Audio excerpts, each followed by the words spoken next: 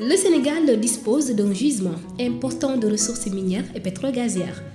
Pour assurer la transparence et la bonne gouvernance dans ce secteur, le gouvernement du Sénégal a adhéré en 2013 à l'initiative pour la transparence dans les industries extractives ITIE. Depuis lors, ITIE a produit 7 rapports, dont celui de 2018.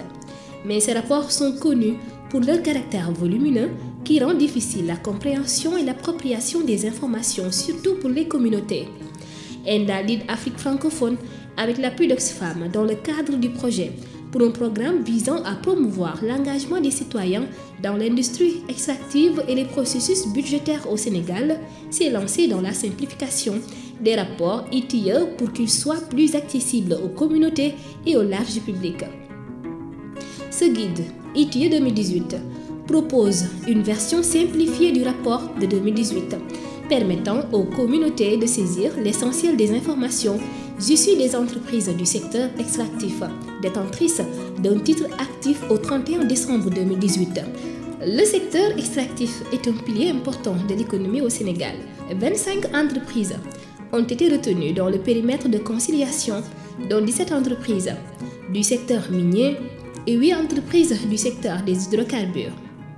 Le volume de la production des sociétés retenues dans le périmètre par type de minerai est estimé à 12,51 tonnes d'or, 12 423 143 tonnes de phosphate, 610 112 tonnes de minéraux lourds, 7 967 793 tonnes de calcaire et de 11 060 632 nanomètres cubes pour le gaz, pour une valeur estimée à 445 250 738 166 francs CFA. La contribution directe des entreprises extractives au budget de l'État est de 110,1 milliards de francs CFA. Le secteur minier reste le premier contributeur avec un total de 104,3 milliards de francs CFA, soit 94,7% des recettes provenant du secteur extractif, suivi du secteur pétrolier avec une contribution totale de 5,8 milliards de francs CFA, représentant 5,3%. Pour l'année 2018, la contribution des entreprises du secteur des hydrocarbures a connu une baisse, en passant de 19 milliards de francs CFA à 8 milliards de francs CFA. Le dit secteur avait enregistré des paiements exceptionnels en 2017 avec la signature des contrats de Total, bonus de signature et financement de l'INPG. Au même moment, les revenus du secteur minier sont en hausse entre 2017 et 2018, passant de 106 milliards de francs CFA à 113,5 milliards de francs CFA. Cela s'explique par la hausse de la quantité de production d'or, de minéraux lourds et des coûts mondiaux de ces produits miniers. Le secteur extractif comprend 2 dimensions essentielles quant à son impact socio-économique local. Il s'agit du contenu local et des paiements sociaux. Le secteur extractif emploie 8013 personnes, soit 0,3% du total de la population active occupée au Sénégal. 95% de ces employés sont des nationaux. Leur masse salariale équivaut à 62 444 815 048 francs CFA, soit 80,68%. Les femmes employées dans ce secteur sont au nombre de 687, soit 8,6%.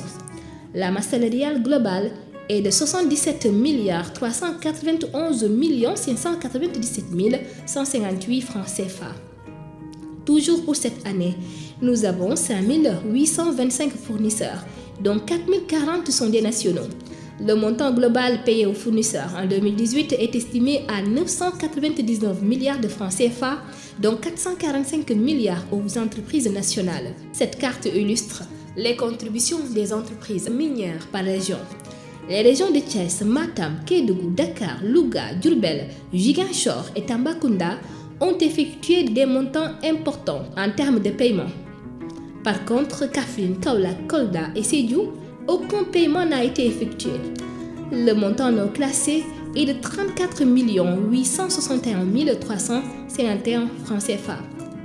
Ainsi, le total paiement périmètre de conciliation ajouté des déclarations unilatérales et des paiements non classés est estimé à 111 886 593 030 francs CFA.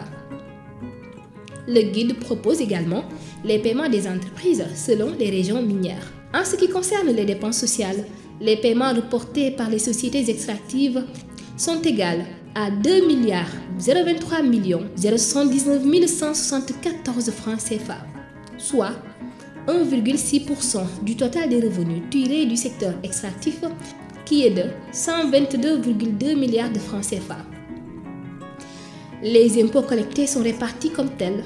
Les impôts d'État sont estimés à 111 114 718 573 francs CFA, soit 92,4%, alors que les impôts locaux sont à hauteur de 1 502 406 072 francs CFA, soit 1,2%, et les autres, comme l'appui institutionnel DMG, divers flux encaissés par Petrosen, cotisations sociales, représentent 7 663 570 863 francs CFA, soit 6,4%.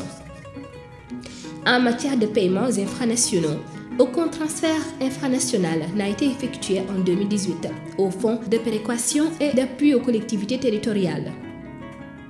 Pour arriver à fournir des données exactes, ITIE Sénégal a opéré des travaux de conciliation afin de rapprocher les flux agrégés.